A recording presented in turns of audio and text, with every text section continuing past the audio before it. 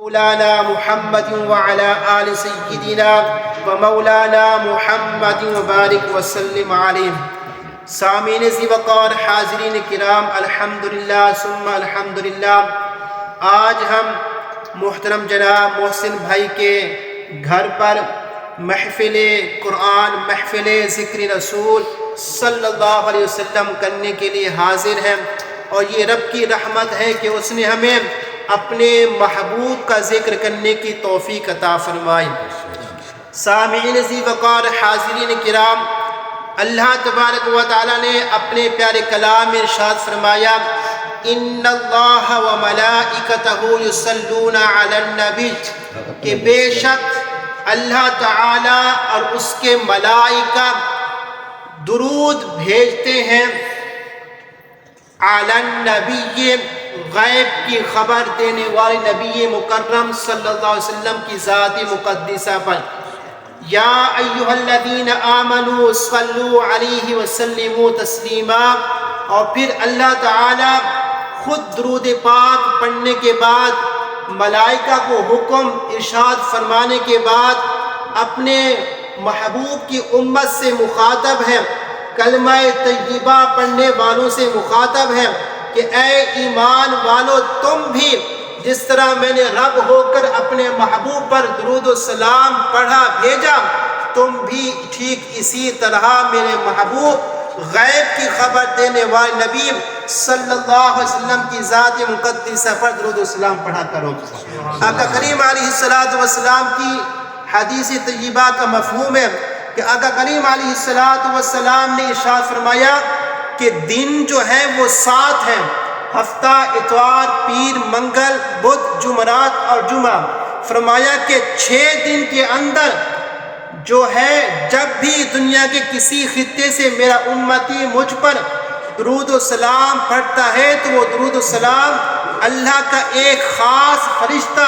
میری بارگاہ میں لے کر حاضر ہوتا ہے۔ اور پھر فرمایا کہ جب خاص جمعۃ المبارک سید الایام کا جمعہ کا دن آتا ہے تو دنیا کے کسی بھی خطے سے جب کوئی میرا امتی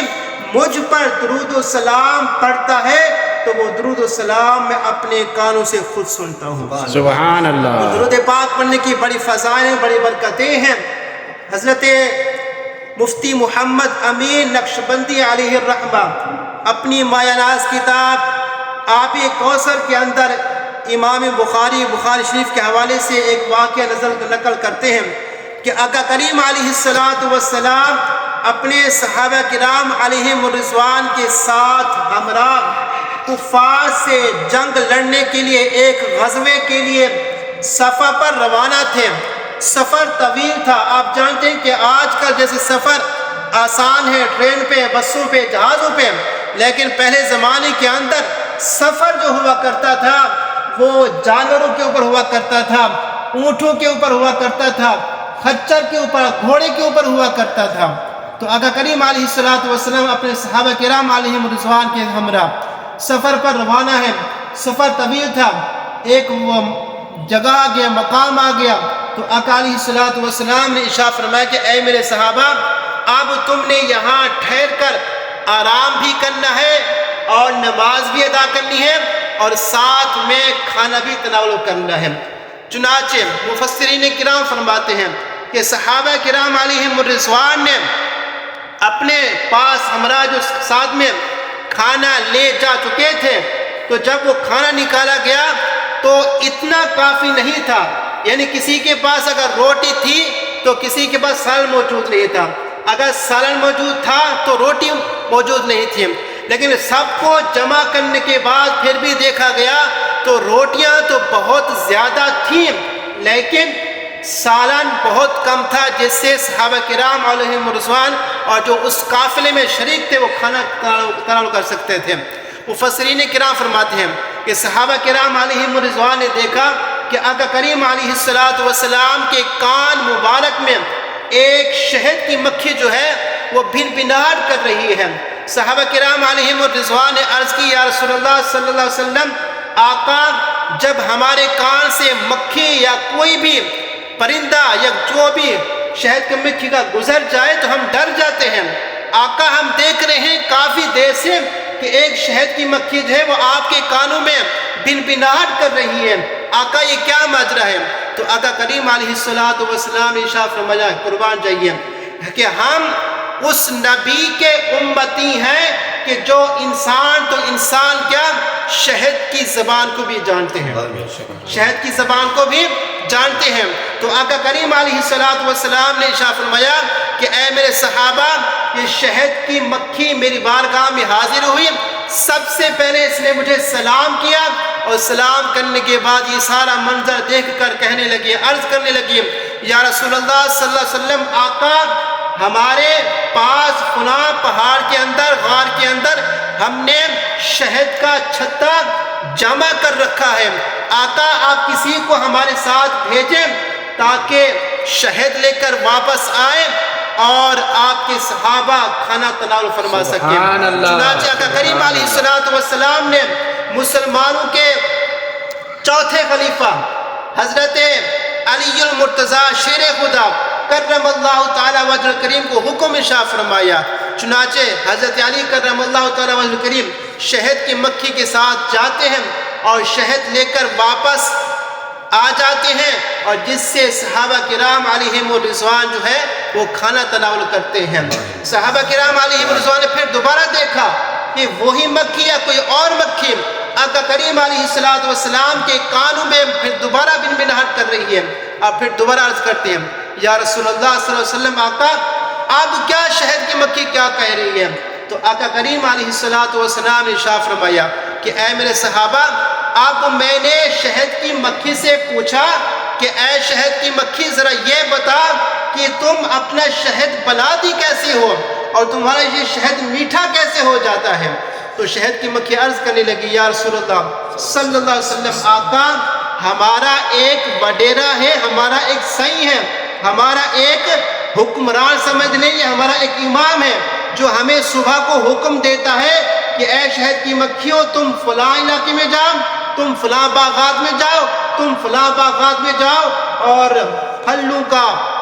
پھولوں کا رس نچوڑ کر، بوٹیوں کا رس نچوڑ کر شہد بنایا کرو۔ چنانچہ شہد کی مکھی پھر عرض کہنے لگی، آقا ہم رس جب چوس کر پھلوں کا اور پھولوں کا اور بوٹیوں کا جب ہم شام کو واپس آ جاتی ہیں تو پھر دوبارہ ہمارا حکمران ہم سب کو حکم دیتا ہے کہ اے شہد کی مکھیوں یہاں جمع ہو جاؤ، با ادب ہو جاؤ، اپنے دل کو، آنکھوں کو، سر کو جھکا لو اور غیب کی خبر دینے والے نبی صلی اللہ علیہ وسلم کی ذات مقدسہ پر درود و سلام پڑھو۔ الصلاۃ والسلام علیک یا سیدی یا رسول اللہ، الصلاۃ والسلام علیک یا سیدی یا حبیب اللہ۔ آقا ہم جب درود و سلام پڑھتے ہیں تو پھر وہ شہد جو ہوتا ہے وہ میٹھا ہو جاتا ہے۔ آقا کریم علیہ السلام نے اس سے پہلے ایک اور سوال بھی کیا تھا کہ اے شہد کی مکھی ذرا یہ بتا، جو آپ رس چوس کر آتی ہیں پھلوں کا اور پھولوں کا یا جڑی بوٹیوں کا، وہ پھل جو ہوتا ہے آقا نے فرمایا کبھی کھٹا بھی ہوتا ہے، پھل جو ہے کبھی وہ میٹھا بھی ہوتا ہے، کڑوا بھی ہوتا ہے اور پھیکا بھی ہوتا ہے۔ اسی طریقے سے پھول جو ہوتے ہیں ان کا بھی رس کھٹا بھی ہوتا ہے، میٹھا بھی ہوتا ہے، کڑوا بھی ہوتا ہے اور پھیکا بھی ہوتا ہے۔ تو شہد کی مکھی نے دوبارہ عرض کیا، یا رسول اللہ صلی اللہ علیہ وسلم، آقا ماجرا یہی ہے کہ جب ہم شام کو لوٹتے ہیں اپنے امام کا، اپنے سائی کا، اپنے وڈیرے کا حکم مانتے ہوئے آپ پر درود و سلام بھیجتے ہیں، اللہ تعالیٰ آپ پر درود و سلام بھیجنے کی برکت سے ہمارا شہد وہ کھٹا ہوتا ہے، کبھی کڑوا ہوتا ہے، جو وہ میٹھا ہو جاتا ہے۔ یہ درود پاک پڑھنے کی بڑی برکتیں ہیں، بڑے فضائل ہیں۔ مفسرین کرام یہاں ایک بہت ہی پیاری بات ارشاد